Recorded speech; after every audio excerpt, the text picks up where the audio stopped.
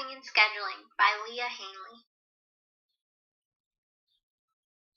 Even in the best-run healthcare organizations, staffing and scheduling are complex issues. Research from the last 2 decades supports the importance of adequate registered nurse staffing in achieving good patient outcomes, safety, and satisfaction. Better RN staffing levels have been shown to reduce patient mortality, enhance outcomes, and improve nurse satisfaction. All direct care RNs should have a basic understanding of staffing processes and related terms, know how their unit and organization perform these functions, and be actively involved in unit staffing. In this presentation on staffing and scheduling, we will cover information from our textbook, Effective Leadership and Management in Nursing. This information will include patient classification systems, determination of nursing care hours, determination of FTEs, determination of staffing mix and distribution, creative and flexible staffing, which includes self-staffing, shared schedule, and open shift management, automated scheduling, and supplemental staff, which includes internal and external pools. Patient classification systems are often referred to as patient acuity systems and are used to determine workload requirements related to patient needs. They are typically collected mid-shift by nursing staff and analyzed prior to the oncoming shift to ensure appropriate numbers and mix of staff. This ideally predicts the staffing needs for the next shift, but it does not take into consideration of call-offs, nursing skill sets, and change in patient condition. Picard and Werner created a system called demand management that uses best practice staffing protocol to predict progress patterns of expected patient outcomes throughout the stay, allowing the manager to staff into the next few days with more assurance. Determination of nursing care hours is done by analyzing patient workload for each day or for a specific diagnosis to determine staffing needs. The example in our textbook explains that if there are 26 patients with acuities ranging from 1 to 4, they would require 161 hours of nursing care. This would equal 6.19 nursing hours per patient per day. Nursing hours per patient per day are calculated by dividing total nursing care hours by the total census. There are no specific guidelines to nursing care hours, and they may vary from 5 to 7 hours of care on a med-surg unit. This process is linked to patient classification systems because they both assist in staffing for the oncoming shift. Determining FTEs. Staffing positions are defined in terms of a full-time equivalent, with a 1.0 being full-time or 40 hours per week for 52 weeks, and a 0.5 being part-time or 20 hours per week for 52 weeks. There are also many positions that fall in between. One method used in determining how many FTEs are required to staff a unit includes information regarding the hours of work for the staff, average daily census, and hours of care. It doesn't matter if you work 8, 12, 4, or 10-hour shifts. It takes the same number of FTEs to staff a unit for 24 hours a day for 2 weeks. Determination of staffing mix and distribution. Staffing mix is simply the mix of the type of staff required to care for the unit. This includes LPNs, unlicensed assistive personnel, and registered nurses. This information is obtained by using trends from patient classification systems. Distribution of staff varies from shift to shift and day to day, based on PACE's census and acuity. Some units are known to have higher census at the beginning of the week, such as surgical units, and then thin out by the weekend, allowing for lesser number of staff working on the weekends. Other areas, such as the emergency room and critical care, may be just as busy on the weekends as in the middle of the week, but they may be much less busy during the night shift hours compared to the day shift. Again, this is where patient classification systems come in handy. Block scheduling involves scheduling a set of staff mixed for every shift. although as mentioned, peak workloads may vary in certain departments that are unplanned for.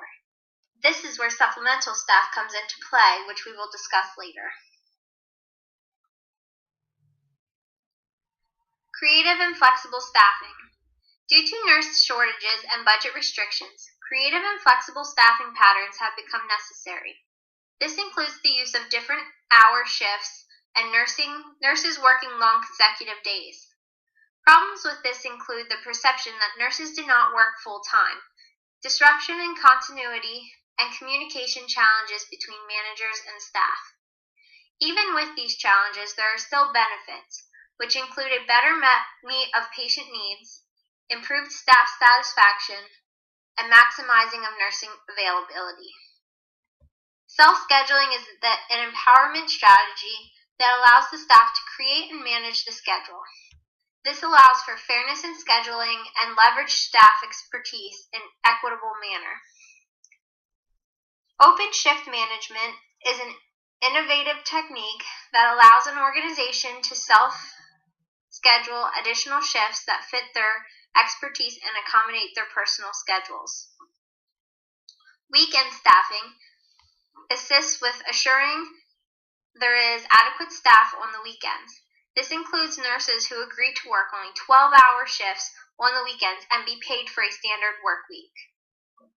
Automated scheduling uses technology to match patient demand to nursing staffing. Automated systems are known to improve patient and financial outcomes.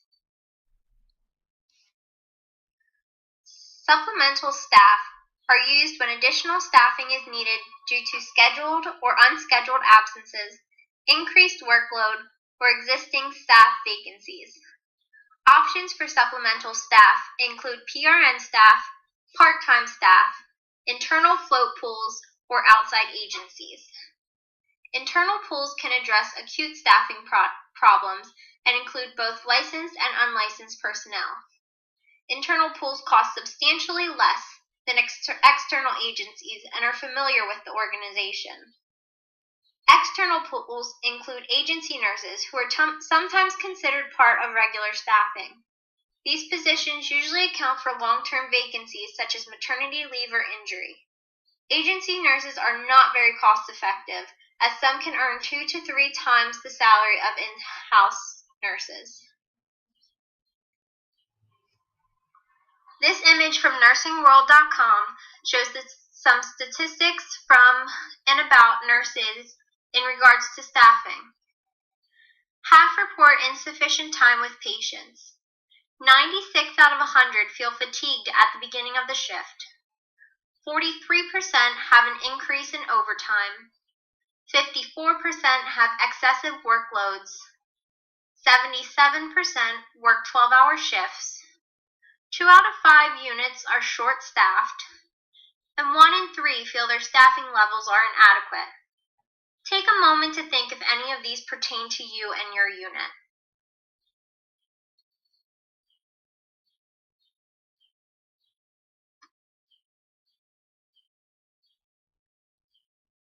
Please take a moment to view this short animated video regarding scheduling and staffing.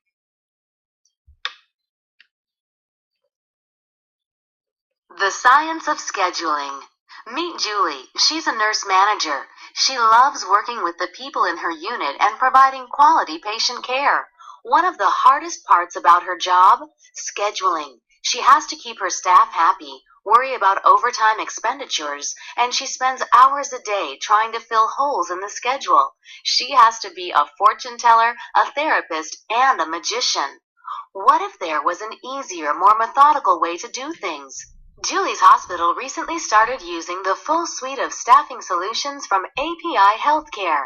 She can take the guesswork, cajoling, and hair-pulling out of the process, and the organization can enjoy the benefits of the science of scheduling. It all begins with making sense of your data with API Healthcare's predictive scheduling solution.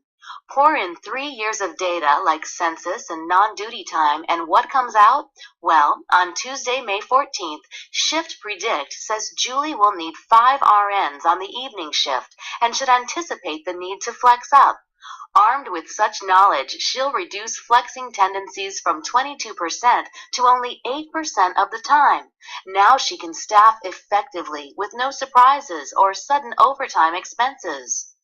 Julie's predicted target numbers are fed into API Healthcare's staffing and scheduling solution to build her core staffing schedule. The actual census and target data is also fed back into the predictive scheduling tool for continual analysis. Then, the department's schedule is posted online for everyone to see. But yes, those big black holes still need to be filled. So Julie puts out the call. No, not that type of call. She simply publishes open shifts for qualified staff to see at the push of a button, saving her 1 to 2 hours a day. Qualified staff can see open shifts and request any shift they like. Anytime a staff member requests a shift or is rewarded a shift, they earn incentive points, which can be redeemed for some pretty cool stuff. Julie can then view all the shift requests and assign shifts online. She'll take into account things like qualifications, fairness, start time, and who's getting close to overtime. This helps reduce overtime, agency fees, and incentive costs. Those black holes are now filled. Julie is happy because she has a balanced schedule. Her staff is happy because they could participate in the process. Now that's the power of collaboration. Now that the schedule is complete, Julie can assign patients to staff using patient care requirements to make sure each patient receives quality treatment and that each nurse has fair and equitable assignments. It looks like patient acuity levels are high, and Julie will need to call in another RN for the next shift. Now remember what the staffing predictions were for May 14th? Since Julie was already aware of the need to flex up, she has her on-call list ready. This is the science of scheduling. You can reduce overtime and incentives. You can also better utilize the resources you have by improving staff engagement, which leads to improved patient care, which is really why we're all here to begin with. Please feel free to contact API Healthcare. We'll be happy to share how the science of scheduling can improve both your quality of life and your bottom line.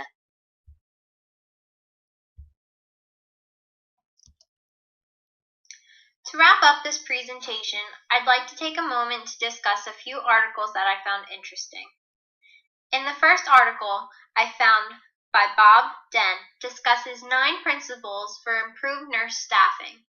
Some of the principles he discussed that caught my attention included: the Nurse Staffing Advisory Council should meet and review staff quarterly, budget nursing resources and position control, budget the use of temporary traveler nurses during peak census period, nurse self-scheduling, acuity-based assignments, and fatigue management guidelines. While there are still other principles, these few I felt were most rewarding to improving nurse staffing. Another article I read was a study based out of South Korea. This article stated that adequate nurse staffing is essential for healthcare quality and safety. They also state that nurses are in a good position to detect patient problems and have a great effect on patient outcomes. Adequate nurse staffing allows for nurses to spend the most time with patients, allowing for better education and a favorable practice environment. There is also evidence in other countries that nurse staffing, work environments, and education are associated with patient mortality. The third article discussed the 2014 Affordable Care Act and the Institute of Medicine's recommendations to further support the importance of advancing the science of nursing and improving the infrastructure and delivery of healthcare in the United States by creating a system or model that addresses the challenge of measuring nursing workload, all of which is needed to allow for adequate staffing.